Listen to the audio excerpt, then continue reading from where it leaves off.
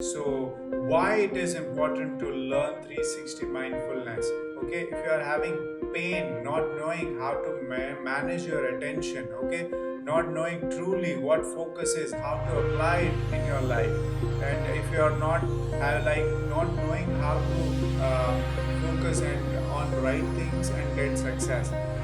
always getting failure in life, if you are having fear of life, not able to manage anxiety in life, fear of failure in life, not able to learn deep attention management, okay,